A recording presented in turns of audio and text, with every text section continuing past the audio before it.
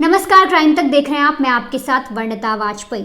गुजरात के वडोदरा से एक बेहद हैरान कर देने वाली और सनसनीखेज वारदात सामने आई है। यहाँ पर एक ही घर से 3 लाशें बरामद हुई हैं, एक हस्बैंड वाइफ और उनके 7 साल के छोटे बेटे की। दरअसल वडोदरा के अपार्टमेंट में प्रतेश भाई प्रताप भाई मिस्त्री नाम का एक परिवार रहता है। 30 साल उनकी उम्र है प्रतेश भाई की। उनकी बीवी है स्नेहा बेन, जिनकी उम्र 32 साल है, और उनका बेटा हर्षिल, जिसकी उम्र 7 साल है। अब इन तीनों लोगों की लाशें बरामद हुई हैं। दरअसल प्रतेश भाई ने रविवार को अपनी मां को एक मैसेज किया था, जिसमें लिखा था कि मां, आप कल सुबह 10 बजे घर आ जाना, हम सभी लोग बाहर खाना खाने जाएंगे। अब जब मां ने मैसेज पढ़ा तो उसी के सिलसिले में अगली रोज़ यानी सोमवार के दिन वो अपने बेटे के घर गई। अब लगातार उन्होंने बेल बजाई, फिर गेट भी खटखटाया, लेकिन अंदर से कोई रिस्पॉन्स नहीं आया, किसी ने कोई जवाब नहीं दिया। इसके बाद मां ने अपने बेटे यानी प्रतेश भाई के फ़ोन पर ट्राई किया, लगातार कॉल किए, लेकिन कॉल नहीं उठा, ना ही कोई जवाब आया। अब बारी थी बहू की, तो मां ने बहू के फ़ोन पर भी कॉल किया, उससे भी कांटेक्ट करने की कोशिश की, लेकिन किसी ने फ़ोन नहीं उठाया।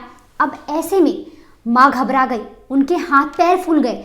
इसके बाद वो घर के पीछे वाले दरवाजे की तरफ गए, जहाँ पर एक खिड़की बनी हुई थी। वहाँ से उन्होंने कोशिश की कि वो अंदर देख सके कि कोई है या नहीं है। जब उन्होंने देखा तो जो अंदर का मंजर था वो देखकर वो डर गई, उनके रोंगटे खड़े हो गए। माँ ने देखा कि जो उनका बेटा है, प्रतेश भाई है, उसकी जो बॉडी है वो लटकी हुई है। इतना देखते ही वो चिल्लाने लगी। उन्होंने आस पड़ोस के लोगों को बुलाया, फिर दरवाज़ा किसी तरीके से तोड़ा गया। जब सब लोग अंदर गए तो देखा कि ना सिर्फ प्रतेश भाई यानी कि उनके बेटे की लाश लटक रही है, बल्कि जो उनकी बहू है और जो उनका 7 साल का पोता है, उसकी भी बॉडी पड़ी हुई है। ये सब देखते ही फौरन पुलिस को इत्तला की गई। पुलिस मौके पर आई, पुलिस ने जांच पड़ताल शुरू की तो देखा कि दीवार पर एक नोट लिखा हुआ है। जिस नोट में क्या लिखा है, उस नोट में लिखा था कि सॉरी, मुझे माफ़ करना, ये जो भी कुछ हो रहा है इसमें हमारी गलती है, हम जिम्मेदार हैं। मेरे जाने के बाद या मेरे परिवार के जाने के बाद मेरी माँ और मेरे बाकी परिवार को परेशान ना किया जाए। हमने दरअसल कर्ज ले रखा था, क्योंकि मैं स्टॉक बाज़ार में काम करता हूँ, शेयर मार्केट में काम करता हूँ। मेरे ऊपर बहुत सारा कर्जा है, जिसके लिए मैं ये कदम उठा रहा हूँ। और आप चाहें, यानी एक तरीके से पुलिस को इशारा था। दीवार पर जो नोट लिखा था वो पुलिस के लिए इशारा था। उसमें ये बात भी मेंशन थी कि अगर आप चाहें तो जो हमारा नोट है, सुसाइड नोट, वो फ़ोन में कैद है।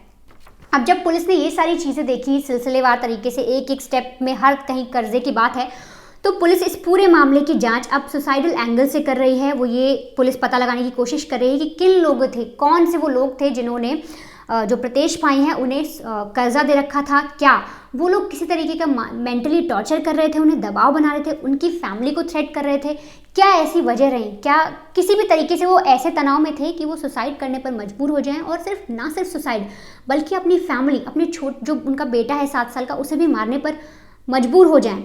अब फिलहाल जो ये पूरी घटना घटी है, वो जो परिवार है, एक तरीके से 3 लोग उस परिवार के चले गए, जिसके लिए जो उनकी माँ है प्रतेश भाई की, वो और उनका जो पूरा परिवार है वो इस पूरी घटनाक्रम से सदमे में है।